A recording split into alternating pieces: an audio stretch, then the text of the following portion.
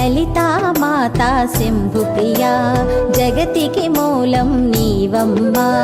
శ్రీ భువనేశ్వరి అవతారం జగమంతటికి ఆధారం హేరంబునికి మాతవుగా హరిహరాదులు సేవింప చండుని ముండుని సంహారం చాముండేశ్వరి అవతారం పద్మరేకుల కాంతులతో బాలా త్రిపుర సుందరిగా హంసవాహన రూపిణిగా వేదమాతవై వచ్చితివి